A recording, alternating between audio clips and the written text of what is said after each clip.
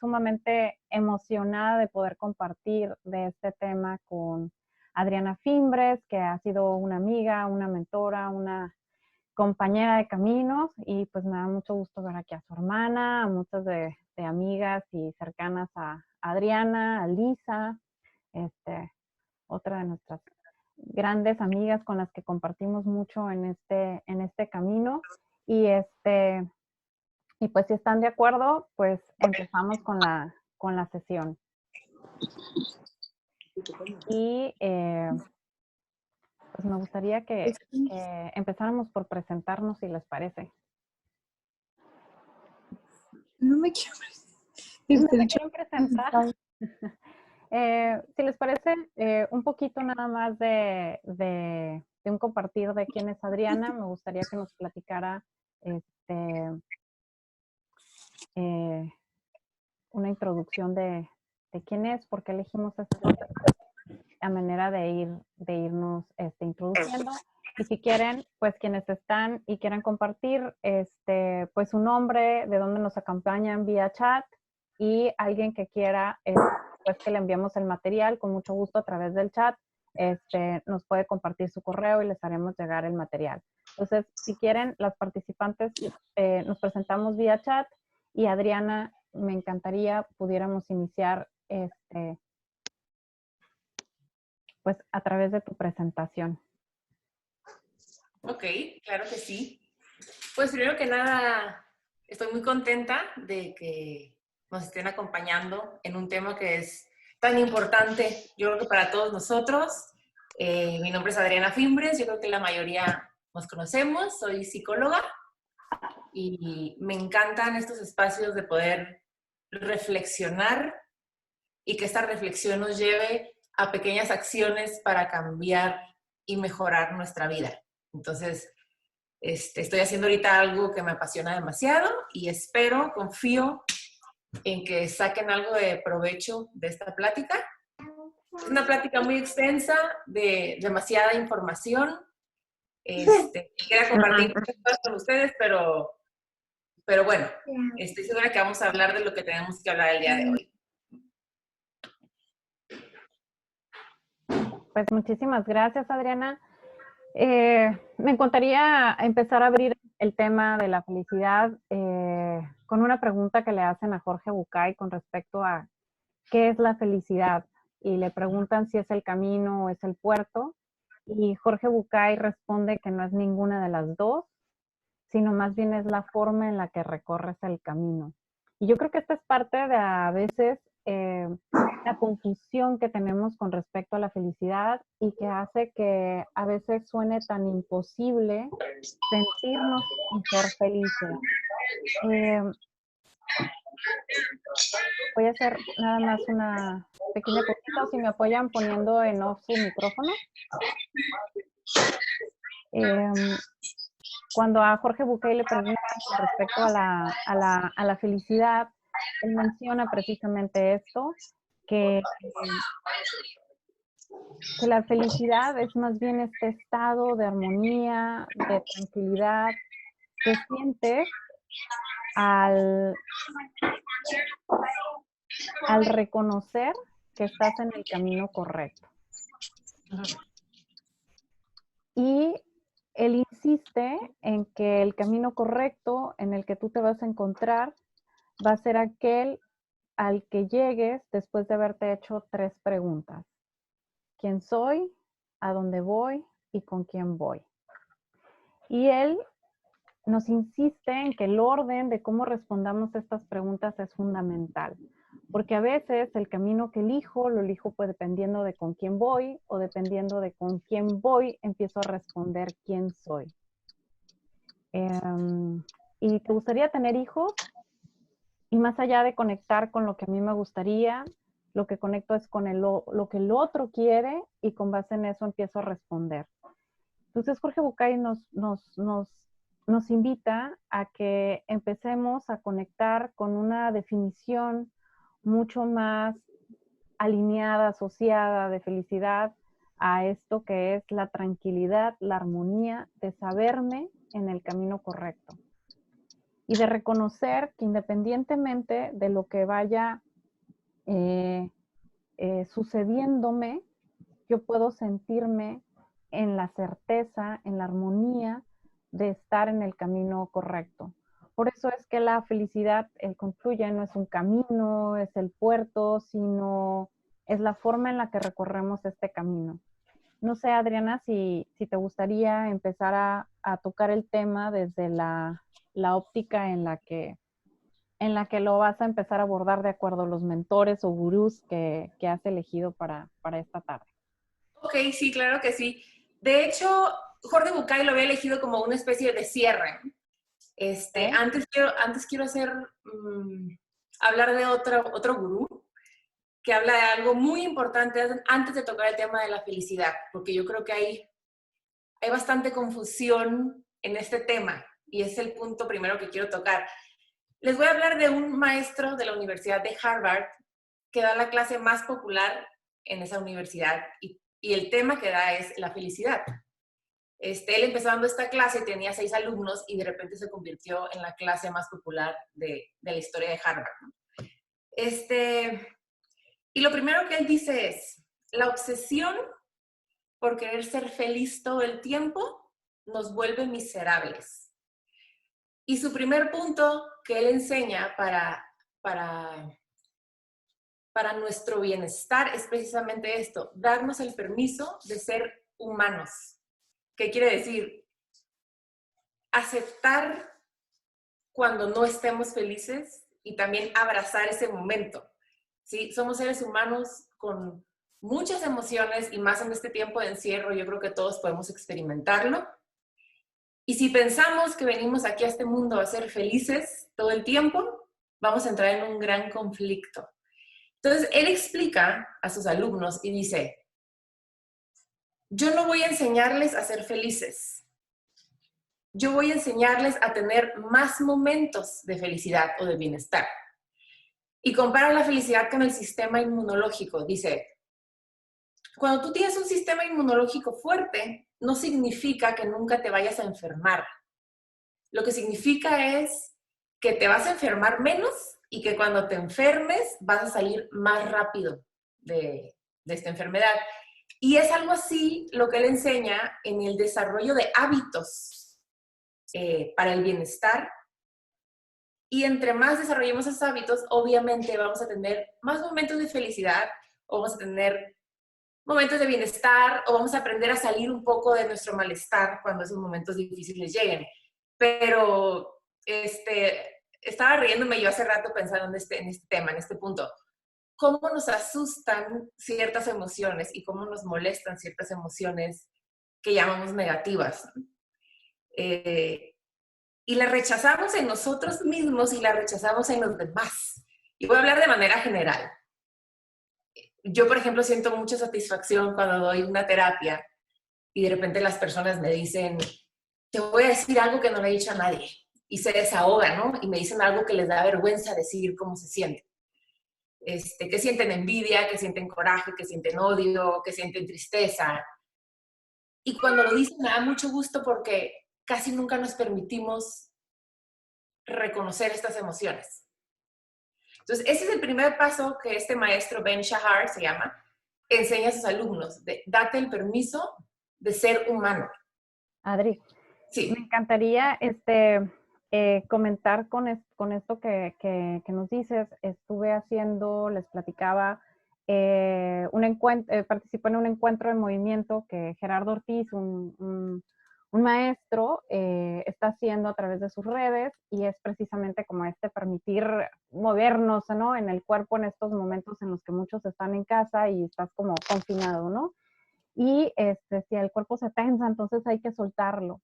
Pero en el cuarto encuentro que hizo, precisamente fue una selección de música en la que danzamos conectando con estas emociones, ¿no?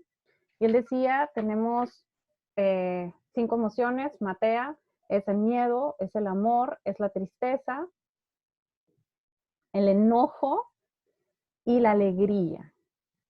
Y cómo a veces nos castigamos mucho por sentirnos enojados, o cómo nos castigamos por sentir tristeza, yo creo que a lo que estás abonando, y me encantaría como reforzar esta parte de lo que Jorge Bucay nos empieza a insistir. La felicidad no es sinónimo de estar alegres todo el tiempo, porque por eso empieza esta confusión, como no estoy alegre y me siento triste o me siento enojado, a veces hasta me castigo, ¿no? Pero tengo muchos motivos para ser feliz. No, permítete, ¿no? Conecta con que estás enojado, fluye y permítete esto que dices de ser humano, o sea, de vivir todas las emociones o sentimientos que son un poquito más largos, ¿no? Pero lo que Gerardo Ortiz nos decía es, permítanse a través del movimiento, este reconocimiento de lo que siento, eh, conectar y decir, sí estoy enojado, sí estoy triste, ¿por qué? Y después deja que fluya, no lo somatices, porque lo peor que podemos hacer es el no reconocer cómo me siento y que eso se somatiza en el cuerpo y pueda generar una enfermedad, ¿no? Pero creo que aquí empezar a construir esto de que la felicidad no es sinónimo de estar alegre, porque decía Jorge Bucay en una de sus anécdotas, ¿no? Yo sintiéndome feliz, viví el momento más doloroso de mi vida, que fue cuando mi madre falleció. Y creo que no he tenido ni tendré un momento más triste en mi vida. Pero en ese momento de tristeza, yo me reconocí en el camino en el que estaba y reconocí el camino que ella había recorrido y me sentía feliz. O sea, era una persona feliz aún en un momento de profunda tristeza, ¿no? Ujú. Sí, eso que dices, Carla, perdón que te interrumpa, es porque voy a mezclar como los diferentes autores que hablan de la felicidad. ¿Está bien? Sí, claro. Ok, entonces, este maestro del que yo les hablaba, a veces le hacía la pregunta a sus alumnos, quiero que me digan o que recuerden alguna experiencia de la que más hayan aprendido en su vida. Entonces todos pensaban en esa experiencia que les haya dejado un gran aprendizaje. Y luego les decía, ¿cuántas de esas experiencias fueron dolorosas? Y el 90% levantaba la mano, ¿no? Entonces, muchas cosas que son dolorosas o difíciles son nuestras mejores maestros, pues. Nuestros mayores aprendizajes. Si le damos un sentido, aquí quiero aclarar algo. Bueno, dos cosas. Una, yo puedo sentir lo que sea y está bien, pero, aclaremos esto, no puedo hacer lo que sea con lo que siento. Es súper importante decir esto porque esto se puede malinterpretar a decir, sí, Adriana, yo escuché que en la conferencia dijeron que tenemos que sentir, entonces yo te voy a gritar cuando esté enojado. ¿Sí me explico? No se trata de eso, se trata, yo puedo sentir lo que sea como un niño. Las emociones son abiertas, son bienvenidas. Lo que tengo que aprender es qué hacer con esas emociones. ¿Sí me explico? A un niño, por ejemplo, muchas veces nosotros escondemos estas emociones. ¿Por qué? Porque desde niños se nos rechaza cuando las sentimos. O no llores, mira, tu hermanita está muy contenta. O qué feo te ves así enojado. Entonces, atacamos la emoción. La emoción no tenemos que atacarla. Esto a todos los que tengan hijos también, para que desde chicos empiecen a practicar esto, ¿no? Lo que tenemos que transformar muchas veces es cómo expresas emoción. Yo, Adriana Fimbres, no tengo el problema de esconder mis emociones. De hecho, creo que no puedo esconder mis emociones. Mi reto ha sido el cómo las expreso, ¿sí? Porque yo puedo expresar sin control. Entonces, eso me trae también muchos momentos de amargura, de tristeza, de sufrimiento, el expresar mis emociones de manera descontrolada y dañándome a mí o dañando a otros. Entonces, una cosa es, sí, las emociones no me hacen una mala persona si siento envidia, odio, resentimiento, tristeza, depresión, ansiedad. Eso está bien, es normal. ¿Sí? Las únicas personas que no sienten eso son las personas psicópatas, ¿no? Pero en lo que a veces tenemos que trabajar es qué hago con esas emociones. Entonces, me gustó hacer este paréntesis para que no haya malentendido y eso se entienda como me voy a permitir hacer todo con mis emociones. No, es algo diferente. Y me gusta, por ejemplo, Simon Sinek habla de la diferencia entre ser positivo y ser optimista.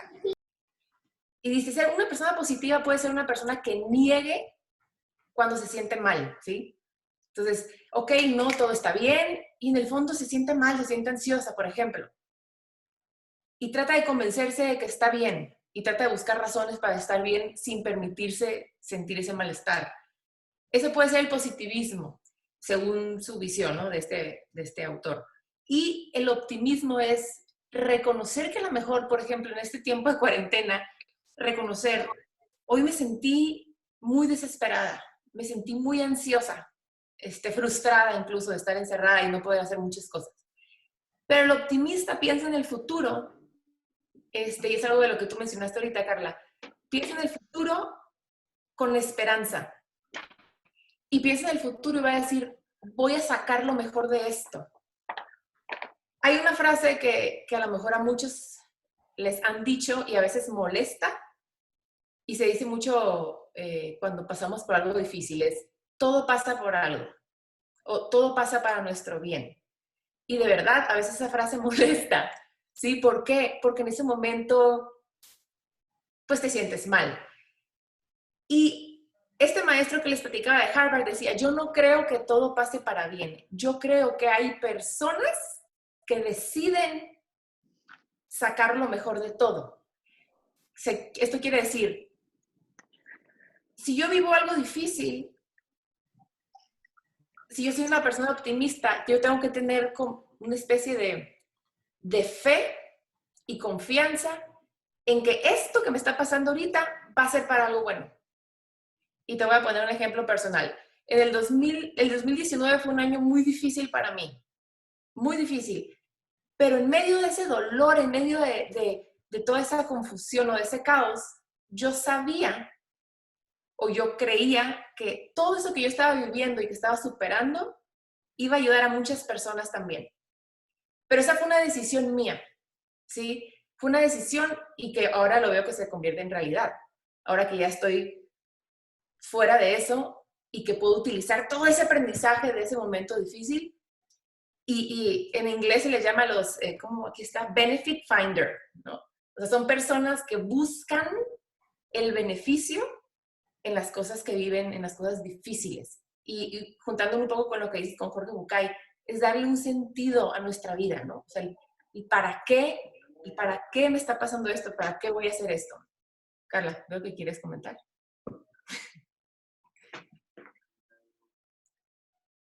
Ay, no escucho.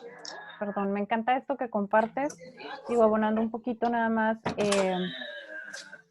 con respecto al optimismo, ¿no? Jorge Bucay decía qué tan importante es que seamos también realistas, ¿no? A veces nos preguntan, ¿el vaso está medio lleno o medio vacío, no? Ah, ¿eres una persona optimista o negativa? Y dice, es que la realidad es que el vaso está a la mitad. No está ni medio lleno ni está medio vacío. Y que también esta parte de ser realista nos ubica como a ir a estar como ubicándonos de manera adecuada en el camino que estamos recorriendo. Aunque tú voltees a ver con esperanza el futuro. Y esa es una óptica distinta, que es una herramienta que te ayuda, pues en un momento en donde estás pasando por una situación difícil, que reconozcas, estoy pasando por una situación difícil, pero eso no significa que no pueda proyectar el modo positivo de lo que me puede estar sucediendo a un modo fatalista de lo que me puede estar sucediendo, ¿no? Pero él no condena, al contrario, o sea, él insiste en que es importante ver las cosas en la dimensión que tienen y reconocer que el vaso está a la mitad y no pasa nada si no lo veo medio lleno o no lo pasa nada si lo veo medio vacío, porque ¿quién dijo que así debería de ser, no? Sí, sí, y otro punto, Carlita, y de todos, muy importante, que es que quiero tocar este tema también un poco polémico, de cuál es el factor número 1 que nos brinda felicidad. Y este maestro de Harvard dice, son nuestras relaciones. Y yo me río pensando, y muchas veces esas relaciones también son fuente de sufrimiento, ¿no? Entonces, él habla de nuestras relaciones como todas nuestras relaciones tienen un potencial de darnos mucho bienestar. pero son un potencial. Y yo creo que se nos ha enseñado a que sobre todo, por ejemplo, voy a poner el ejemplo del matrimonio, ¿no? O sea, que me voy a casar y esa relación va a llenarme de alguna manera o me va a hacer feliz por sí misma. Y todas las relaciones, relaciones de amistad, de padres, de hijos, de pareja, son relaciones con potencial de hacerse algo muy bello, pues, pero tenemos que trabajar para ello. Entonces, sí son una fuente de satisfacción muy grande, pero a veces olvidamos que tenemos que hacer el trabajo para que eso suceda, ¿no? No sé, lo comparo con un niño, por ejemplo, que quiere aprender piano y el maestro lo ve y dice, wow, tiene muy buen oído, tiene muy buen ritmo, está muy motivado con la clase, es muy persistente, tiene mucho potencial para ser un buen pianista. Es lo mismo con las relaciones. Sí, tenemos potencial, pero tenemos que practicar y tenemos que nutrir esas relaciones, ¿no? Y ahorita no voy a decir, es porque sería otro tema, ¿no? Cómo nutrir tus relaciones, pero el experto en relaciones, John Gottman, habla que para que una relación sea satisfactoria tiene que haber por lo menos 5 interacciones positivas por a lo mejor un conflicto. O sea, tiene que ser mucho más las interacciones positivas que los conflictos. O sea, los conflictos son buenos en las relaciones, ¿sí? Porque conoces a la persona, porque te fortaleces, porque superas obstáculos, pero cuando los conflictos ya son muy grandes o son más, es cuando ya uno empieza las relaciones son fuente de sufrimiento, ¿no? Muchas veces. Y este punto súper importante que quiero compartir de las relaciones y la felicidad o el bienestar es que las relaciones nuevas generan mucha emoción, generan mucha excitación, ¿no? Porque estamos así diseñados. Pero si te fijas, cuando conoces a alguien, ya sea en el aspecto de amistad o romántico, lo que hacemos es queremos aceptación de la otra persona. Entonces ponemos nuestra mejor cara, buscamos impresionar, estamos enfocados en quiero que me aceptes. Y se ha demostrado que lo que causa bienestar en las relaciones no es el buscar la aceptación del otro, es ser realmente uno mismo. Y esto pasa más en las relaciones de largo plazo. Por eso aquí este maestro habla de que las relaciones a largo plazo son una fuente de bienestar, ¿no? Porque nos sentimos mucho mejor de que alguien nos conozca realmente como somos, que tener que estar buscando la aceptación de alguien, ¿no? Y yo, por ejemplo, antes de esta plática, ayer, empecé a sentirme nerviosa cuando empecé a preparar el material y dije, ¿por qué me siento así? Ansiosa. Y dije, me estoy concentrando en que quiero que a los demás les guste la plática. Estoy enfocado en los demás. Y en ese momento dije, no, o sea, solamente tienes que ser tú misma y solamente tienes que compartir quién tú eres. Y es todo. A algunas personas les va a parecer interesante, a otras no, y está bien. Y en ese momento me sentí tan bien y comprendí este punto del que él habla, ¿no? De lo que realmente queremos es ser conocidos, ¿sí?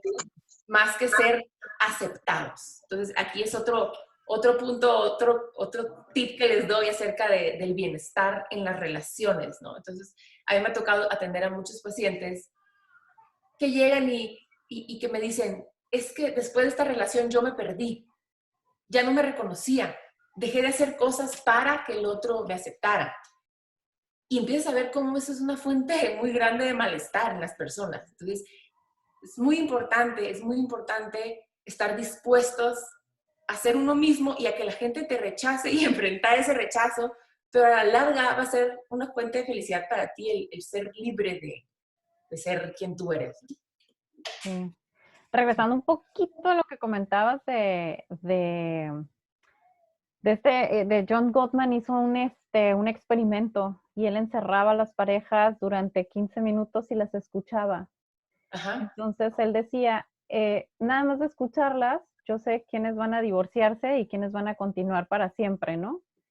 ¿Cómo? Pues es que, dice, yo escucho, si en 15 minutos hay cuántos intercambios positivos entre la pareja versus cuántos negativos. Y nada Sí, más escuchando nuestra conversación podemos ver cómo nutrimos esto que decías, ¿no? Reforzando ese punto. Cómo nutrimos nuestras relaciones a partir del intercambio positivo o el intercambio negativo y eso, pues, qué relación directa tiene con nuestra felicidad, ¿no? sí, así es. Y este señor tiene... La chica. Chavita, tienes que poner tu micrófono en mute.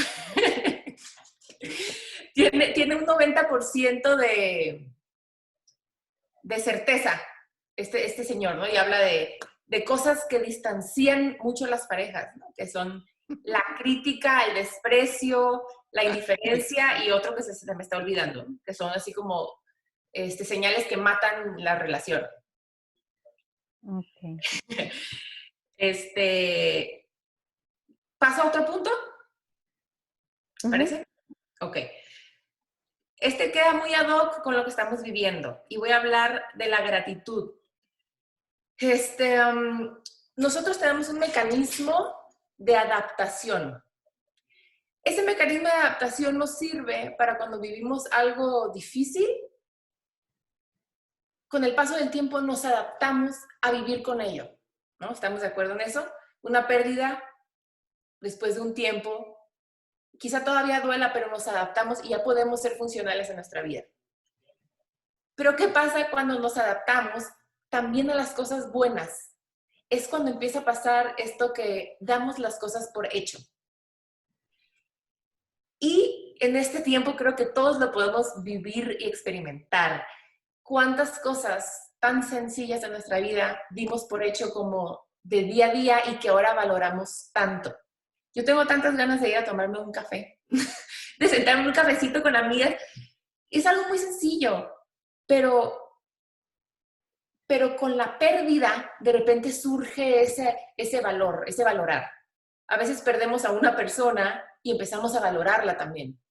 Entonces, la pregunta es, ¿entonces tengo que perder algo para empezar a valorar? Y la respuesta es no.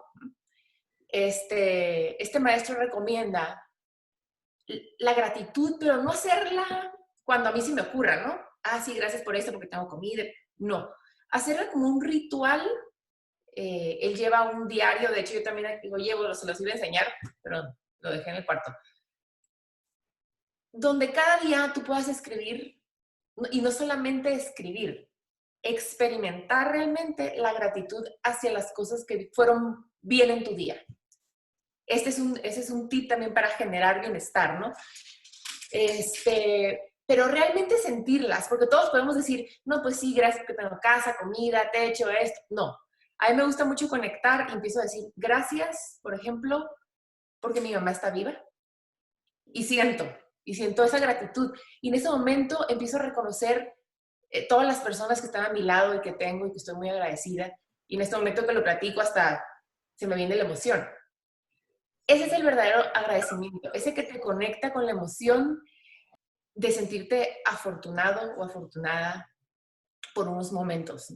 Entonces, este es un ejercicio que también les puedo recomendar que hagan como algo habitual, como si van al gimnasio porque quieren fortalecerse, es lo mismo, para mejorar su estado de ánimo. Oye, Adris, me encanta esto de Ben Shahar, digo, la nota que él siempre hace cuando inicia sus charlas, ¿no? La felicidad es una ciencia. O sea, ya hay investigaciones, no es algo romántico, no es algo que a veces consideramos como de chamanes o algo imposible. O sea, y me llama mucho la atención porque él abre diciendo cómo es que la fórmula de la felicidad es uno de los topics más buscados en Google, más buscados en las redes, más buscados en todo, ¿no? O sea, es una gran inquietud de la gente la que tenemos, cómo buscamos ser felices, ¿no? Y Ben Shahar inicia con eso que tú comentas, cómo agradecemos.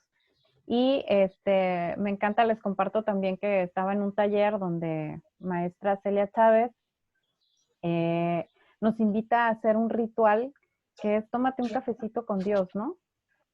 Dios, llámale a tu conciencia, a Dios espiritual, Dios en el que crees, pero esta conversación que nos permitiéramos al menos tus 5 minutos, tus 10 minutitos del día, en el que así como inicias tomándote un café con las personas que más estimas, ¿cuántos minutos del día dedicas para tomarte un café contigo misma, ¿no? Con quien puedes abrirte en esta plenitud de decir cómo me siento, qué me inquieta.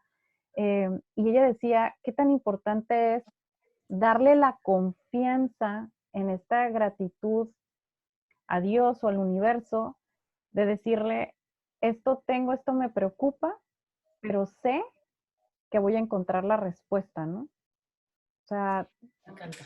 confiar en que esa sabiduría de tu conciencia, de tu inconsciente, del universo, te va a permitir en esta relación a largo plazo, en darte el ritual de agradecer y reconocer cómo te sientes, de que va a llegar la respuesta, ¿no? Si tenemos esta certeza de que el universo te concede, ¿no? Sí, que es la fe, ¿no? Es la fe en algo mucho más grande que tú. Me encanta ahorita que dices de la gratitud, se me vino a la frase se me vino a la mente esta frase que dice, si nada he venido a este mundo y nada me voy a llevar, bendigo a Dios cuando da y bendigo a Dios cuando quita. Y yo digo, wow, no sé si la dije exactamente bien, pero me encanta el no solamente agradecer cuando todo va bien, ¿no? El reto está agradecer cuando hay incertidumbre. Ese creo yo que es el verdadero reto. Y queriendo aprovechar un poco el tema, Carla, ¿me permites ir a otro punto que creo que es importante? Sí, claro, claro. Ok, entonces, si se recuerdan, primero les hablé del darte permiso de ser humano. Las relaciones son fuente de felicidad, sí, se trabaja en ello y sí, cada vez podemos expresar más quién realmente somos, la gratitud en el camino. Y esto lo tomé de Tony Robbins, la parte de contribuir. Y creo que también tú me hablaste de eso, Carlita, hace unos días. Del cómo el dar nos genera tanto bienestar, pero aquí quiero hacer un paréntesis muy importante. Hay personas que tienen dificultad, o todos hemos sentido dificultad en ocasiones de decir no a algo, ¿ok? Hay personas que a veces damos porque no podemos decir no. Y creo que aquí es la excepción a la regla de cómo el dar genera bienestar. Yo me he dado cuenta que cuando no sabemos decir no y damos algo porque creemos que tenemos que darlo o porque nos sentimos culpables y no nos damos, no es una fuente de felicidad. Yo tengo que tener la elección y yo tengo que elegir dar. Y para elegir dar, tengo que ser capaz de decir no y ser capaz de decir sí. ¿Ok? Entonces, si yo tengo esa capacidad de decir ambas y yo escojo decir sí quiero dar, es una gran fuente de felicidad y de bienestar. Pero quise hacer esa aclaración porque muchas veces nos confundimos y pensamos que tenemos que dar siempre y lo hacemos desde una culpa, ¿no? Entonces, es algo muy bonito el poder dar a los demás, pero desde esa propia decisión. Entonces, yo a las personas que no pueden decir no, primero las hago que practiquen, el decir no cuando no quieren hacer algo. Y ya una vez que tengas esa habilidad, entonces ya puedes tú decidir cuándo dar y vas a experimentar esa gran dicha que yo creo que si les pregunto a ustedes, como una vez le pregunté a una persona, a ver, dame 3 ejemplos de cuando tú has dado desde la culpa, desde que tengo que, y 3 ejemplos de donde tú has dado desde tu abundancia, desde quiero hacerlo. Y de verdad, cuando esta persona me describía, el rostro le cambiaba muchísimo cuando hablaba desde esa sinceridad de querer dar a alguien, ¿no? Es muy bonito hacerlo y nos hace sentir muy bien también. Hablando un poquito ahí, Ben Shahar dice que los estudios lo que reflejan es que las personas que son felices en su historia hay muchas prácticas altruistas. Entonces él dice, cuando en su clase de 1500 alumnos de la clase de felicidad, él dice, tenemos que hacer una práctica en la que te atrevas a probarte qué sientes en lugar de darte ese regalito a ti, el mismo que te quieres dar. A lo mejor estás pensando en, híjole, o sea, muero por un masajito en los pies. Permítete darle ese regalo a alguien más y experimentar lo que se siente. Y creo que en esta práctica es a lo que te refieres, o sea, no es dar porque tengo la obligación, sino permítete descubrir cuál es la vida o cómo sería tu vida si compartimos. Decía Jodorowsky, lo que no te das, lo pierdes, y lo que te das, te lo das. Y creo que en este sentido, energéticamente es lo que sucede, ¿no? O sea, a veces dicen, no, pues gracias por esto que me compartiste, y dices, híjole, es que más allá de lo que te estoy dando es lo que me estoy dando al darte. Sí. Y creo que esa es la entrega con la que lo que podemos vivir la vida, ¿no? O sea, entendiendo que es un efecto multiplicador el dar, y lo que no doy, me lo quito, ¿no? De todas maneras. Me encanta. Siento en el sentido contrario de ser honesto con lo que estás haciendo, ¿no?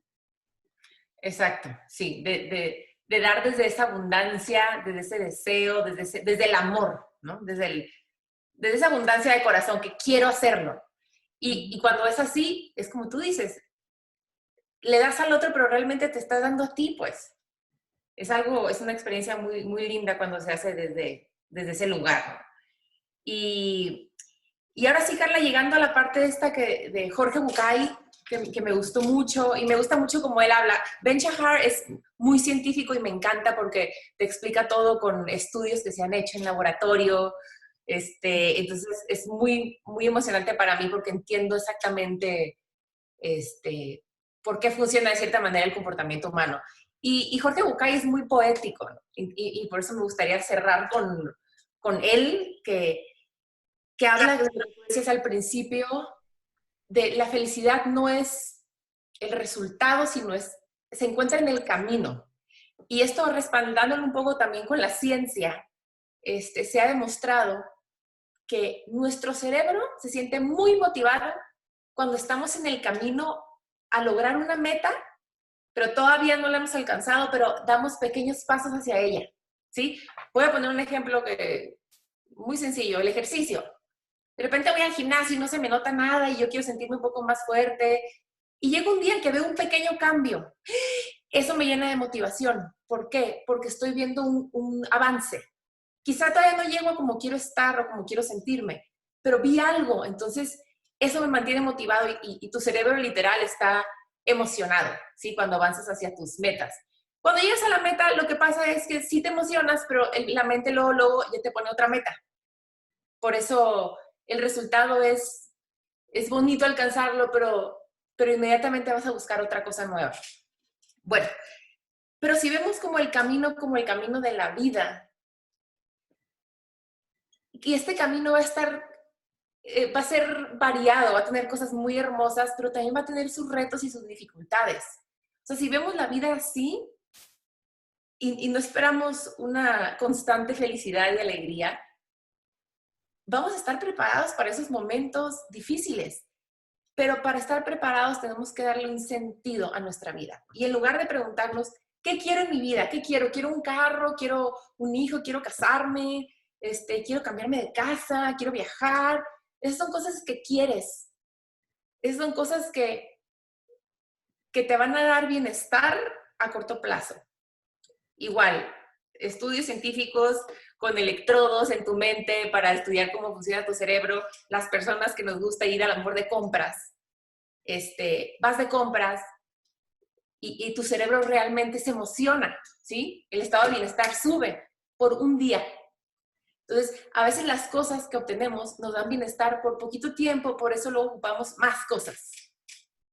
Pero, en lugar de preguntarnos, ¿qué quiero?, el preguntarnos el ¿para qué? ¿Sí? O sea, ¿para qué nos lleva a darle un sentido a nuestra vida? Y cada uno tiene que encontrarle un sentido a su vida, porque como dice el famoso filósofo Nietzsche, Cuando tenemos un para qué vivir, podemos soportar cualquier cómo. Entonces tenemos que tener algún sentido. Yo les comparto el mío, por ejemplo, cada quien será diferente. Cuando yo veo mi vida y veo para qué estoy viviendo, para qué estoy recorriendo este camino, es porque yo quiero, el enfoque soy yo y quién quiero llegar a ser al final de este camino, porque este camino va a acabar. Y yo quiero transformarme cada vez más en una mejor persona. Y a mí, Adriana Fimbres, lo que me da felicidad es todas esas veces, como diría Jorge Bucay, que yo siento que estoy en mi camino. ¿Cómo es eso? En mi caso es todas esas veces que yo elijo el amor en lugar del miedo. Ese es mi propósito, ese es mi camino. Y cada que yo lo hago, me siento muy bien, me siento serena, incluso en medio de un profundo dolor. Yo puedo estar en medio de un profundo dolor, pero si yo siento que estoy haciendo lo correcto según mis valores, en medio de todo ese dolor hay una luz, hay una calma en mí, una serenidad, que es la que me lleva a seguir, ¿no? Y me lleva a recuperar fuerzas. Pero si yo no tengo un sentido y si mi sentido es nada más quiero tener lo que la sociedad me dijo que tenía que tener para estar contenta, me voy a topar con, con una gran pared y voy a darme cuenta que ese no es el sentido de la vida. Entonces cada quien tiene que darle un sentido, el ¿para qué están aquí? ¿Y qué quieren lograr con esta vida? Pues me encanta. Digo, me encanta, te escucho y estoy haciendo anotaciones con respecto a un trabajo personal. A Jorge Bucay le preguntan quién es el enemigo de la felicidad y responde esto mismo que acabas de decir, el miedo, la vergüenza y la culpa, ¿no? Sí, El miedo, la vergüenza y la culpa, ¿no? La culpa porque al final la culpa es, dice, de lo más desastroso que nos puede llegar a nuestra vida, ¿no? Porque es este culposo exigente que se está exigiendo y que se está alejando de sí mismo por siempre estar pensando, ¿por qué dije esto? ¿Por qué hice esto? Pero ¿por qué? Y es también como un indicador de qué tan exigente eres con el otro, ¿no? Porque lo mismo que te exiges a ti, le estás exigiendo al otro y esto, como dices, te vuelve a llevar a la zona que no tiene nada que ver con esta zona del amor, del actuar con honestidad, con comprensión, desde el amor, ¿no? El ego es el que nos hace estarnos cuestionando, llenándonos de miedo, hablándonos del pasado, del futuro, cuando estar aquí y ahora, como dices, me encanta en este compartir que nos das de decir, en este momento, aun cuando estoy en una profunda tristeza o en un enojo, pero a ver, o sea, yo elijo reconocer si estoy en el camino del sentido de mi vida, ¿no? Del aprendizaje. O sea, si voy a tener la casa o no la casa, eso es irrelevante, ¿no? Dice Jorge Bucay, ¿qué tienes que hacer para disfrutar de la vida? Y dice, pues quítale el pie al freno, ¿no? Me encanta, sí. Imagínate que tú estás en una vereda y vas en un auto y el miedo, la vergüenza, la culpa, el alejarte de ser tú mismo es el freno. O sea, lo único que tienes que hacer es quítalo y déjate llevar. Sí, recuerdo que le dijo eso a una persona, a una mujer alemana, ¿no? Que decía, es que yo pienso que pensaba mucho. Dice, creo que lo que tienes que hacer es quitar el freno, como decir, deja de pensar tanto y vive, ¿no? Y me gustaría nada más, esto, Carla, se me hace muy bonito para cerrar la parte que dices, el miedo, la vergüenza y la culpa. Sí es cierto, detrás de un culposo, como él le llama, una persona que se siente culpable mucho, hay un gran exigente. Se me hizo esa frase súper fuerte. O sea, que si yo me siento culpable mucho tiempo o todo el tiempo, es porque yo soy una persona muy exigente con los demás, porque es una proyección, sí, con los demás y conmigo mismo, pues. Entonces, a mí me gustaría, no sé, se me vino el tema del perdón. Todos podemos cometer errores de diferente gravedad, pero ningún error que cometamos, ninguno es algo imperdonable. Es decir, todo lo que hagamos, si nosotros nos arrepentimos y nosotros estamos dispuestos a cambiar y a reparar el daño hecho, merece perdón, todo lo que hagamos. Porque te digo esto porque muchas veces la culpa nos lleva a sentirnos muy mal con nosotros mismos, ¿sí? Cuando fallamos. Y yo creo que todos lo hemos experimentado, el sentirnos culpable de haber hecho algo. Pero si reconocemos el querer transformarnos y el perdonarnos a nosotros y el querer cambiar y que todo lo que hagamos puede ser perdonado, creo que eso alivia demasiado el corazón, ¿no? Y yo invitaría también a practicar híjole, esto es algo súper fuerte, pero el no juzgar tanto a los demás, ¿no? Y no juzgarnos tanto a nosotros mismos. Siento que somos a veces muy duros con nosotros y con los demás en los errores que cometemos. Entonces, ahí por ahí estoy escribiendo, no sé cuándo termine eso, pero un libro acerca del perdón, ¿no? Y el título le puse Perdonando lo que creía imperdonable. Pero bueno, ese sería ya otro tema, ¿no? Pero creo que para ser felices, definitivamente en nuestra vida tenemos que incorporar el perdón. Wow, pues muchísimas gracias, Adriana.